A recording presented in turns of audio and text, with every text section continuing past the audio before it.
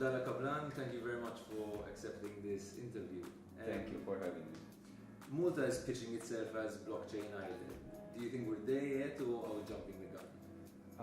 I think we are getting there. I mean, it's a part of the process, and I think Malta is doing everything properly, because once you start with an idea, with a dream, you need to set the proper roadmap. And in this space, when it comes to blockchain, the issue that we had globally is that there was lack of regulation. So Malta decided to start by regulating this space. And I think it's the right step in the right direction, because once you regulate the space, you plant the first seed in the creation of a major ecosystem. So loads of companies are coming to Malta for that reason, but there seems to be a contradiction now, that they're leaving places which are sort of over-regulating and coming to places like Malta that are very proud of regulating. So what's happening over there? The issue is that these other places might be over-regulated for other sectors, but not catered for blockchain. I mean, there is no blockchain regulation anywhere else in the world. We're truly the first country in the world that so what's happening in Japan, for example? In Japan, the issue is that it's like trying to fit a circle in a square. I mean, the regulations that exist there are financial services regulations, traditional financial services regulation, which do not cater for things like the technology arrangement and service and the architecture behind it and the mechanisms by which virtual financial assets should be handled, making proper differentiations between different types of tokens. But the way you make that differentiation is by understanding the technology. So there is over-regulation when it comes to the financial service, but it's a financial service regulation that have not catered for technology, and we live in a tech-driven world. So even though the end result is still a financial product, the underlying is driven by technology. And that's why a lot of these companies are leaving, because the traditional regulators in their jurisdictions just could not understand their offerings. It sounds quite revolutionary, but at the same time there's been other technologies. I mean, something as simple as Google Glass, that seemed to be this thing that's going to revolutionize the way we engage with our devices, which ended up being nothing, Is there a risk over here? Do you have any doubt in the future potential? I see the point, and I actually get asked this question quite a lot, but there is a fundamental difference between, for example, Google Glass and blockchain, because one is a product and the other one is a technology. I think the best example that is comparable to blockchain is the internet itself, whereby with internet we kind of democratized information. With blockchain, we're democratizing value. So it's not a product per se. You can actually build products on top of a blockchain architecture, but blockchain itself is not the product like the Google Glass. And that's where a lot of people even mix Bitcoin and blockchain, because Bitcoin is just a product built on the blockchain to fulfill some form of financial service. But on top of that, as I said, you can have health record, you can have certificates, you can even have supply chain management for farmers to track the produce from the day they harvest it until it gets sold in the shop. And that also eliminates a lot of the middlemen transactions that happen in the middle. So it is more of a technology than a product like Google Glass.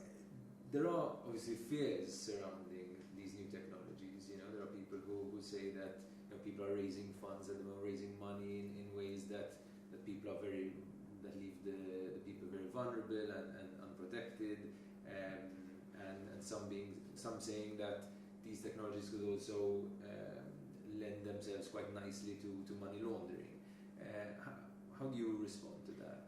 I completely agree that as with every technology in the world, it can be used for good purposes or very bad and malicious purposes. Take a very simple example, the knife. You can cut fruit with the knife, you can stab someone with the knife.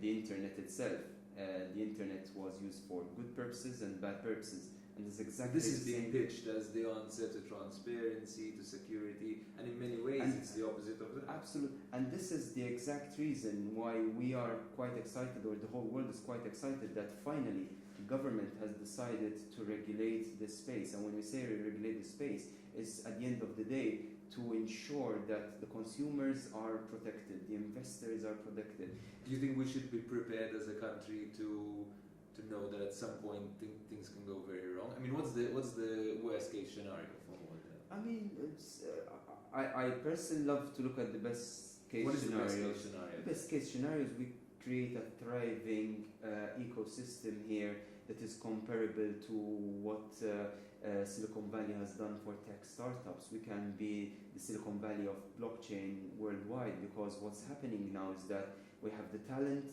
that's gravitating towards Malta. We have the capital, the investors coming to Malta because now they feel assured that they're not investing in something that might go, to nothing at any given time. And also we have the projects that are coming to Malta. So the ecosystem is starting to form, and I'm seeing it. I mean, on a daily basis, we come across projects that are coming to make Malta their home, and they want to be not only operating from here, but to have Malta as their base to pass their products for the rest of the world. A bad case scenario is certain companies that would have to fail or collapse. But in an ideal case, even when that happens, they would fail and collapse just because the business would not have picked up, not because of any malicious intention, because we'd have. Could there be consequences on Malta's economy? I mean, you're a director at the Malta Stock Exchange. Is there something that keeps you up at night, in the sense that if one of these big investments falls through or turns out to not be the sort of honest, exciting venture that it claims to be, we can be affected in terms of our economy as well? This is a very good question, and that is why, first and foremost, it's good that we have this as now one of the pillars of the economy, or a new potential pillar of the economy, so we're not hedging all our economy just on one kind of market.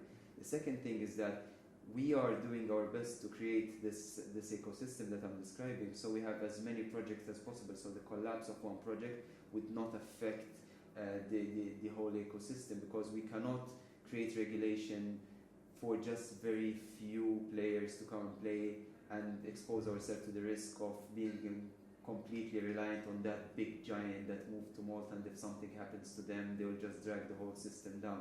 So that's why with an ecosystem you need to make it as scalable as possible, as large as possible, and to be inclusive, not only for the big players but even for the small projects to come and innovate here from Malta and start from teams of 2 people to teams of 200, 300 people. In October you're hosting the Delta Summit in Malta. What can people expect? I mean, Delta Summit is actually growing out of proportions. Malta's official blockchain event, and we started with the vision of bringing the world's top thought leaders, innovators, pioneers, entrepreneurs in this space to come to Malta under one roof and share their ideas, vision, insights, strategic foresight of where this industry is going to move. Also get some of the biggest companies in the world that have either decided to move to Malta or are thinking about moving to Malta or in the process of moving here to Malta to come and engage and meet with the local community, with the regulators. We're going to have the new regulator, the MDIA, being launched in Malta at Delta Summit. We are going to have every single regulator from the MFSA to the MGA to MITA to the MCA all present there. And we are going to add value through content, having all these major thought leaders sharing these insights. It's going to be very valuable for everyone who's going to attend. But at the same time, also businesses that are going to be there are going to find it very beneficial to meet and engage and network with some of the major corporations that, like you said in the beginning of the interview, have moved from other jurisdictions here to Malta with a wealth of experience, wealth of knowledge. And this is the best way for us as a nation to build our own personal capacity in this space, to actually get these people who have seen this, done that elsewhere, but have decided to come to Malta because of the regulation we've provided them, but we can benefit from their experience. So I think, or I'm sure that Delta is going to be the biggest event that's ever taken place in Malta in this space. It might seem like a strange question, but the other sort of big sector in Malta that people speak very excitedly about in terms of technology is the gaming industry. So how would you say the two industries are different, the blockchain industry and the gaming industry, and are there similarities? I think they are quite different and distinct. I mean, you can use blockchain in gaming as a technology, but you cannot use gaming in blockchain. And when it comes to gaming, I think Malta has created a very good jurisdiction that is attracting a lot of players from all over the world. But when Malta regulated gaming, gaming regulations existed elsewhere. So we just managed to create a better, more robust and efficient, less tax, and efficient regulatory framework to get gaming companies to come to Malta. With blockchain, we've started virtually from scratch. Do you think we've got more staying power then with blockchain? I believe so. I mean, you're speaking to someone who is a firm believer in the technology itself. So using gaming analogies, my bet is on the blockchain side. And so your advice to young students or teenagers thinking of which area to start sort of studying in, what would your advice be to them? I always tell my students to follow their passion. I genuinely believe that you should not kind of direct someone to a specific industry, and everyone should actually just follow their passion. But they should be very well informed, and students nowadays, they have it good. I mean, the amount of information out there they needed to look up and get information. They unlike us, we had to go and find like references and books. If you write words in Google, it will finish the sentence for you. So what I recommend, though, strategically, not choosing a sector over the other, is that when it comes to gaming, for example, there's a lot of talent that is already filling the job market in there. With blockchain is a virgin territory, and there is much more room for growth, much more room for career acceleration, and much more room for innovation, because everything is starting from scratch. So if they're looking for a career path where they will be disrupting, innovating, creating new cool things, I am sure that's something that is relatively new, and their expertise will be in very high demand, so financially it will be good for them. And the blockchain side is a winner. Perfect. Thank you very, very much.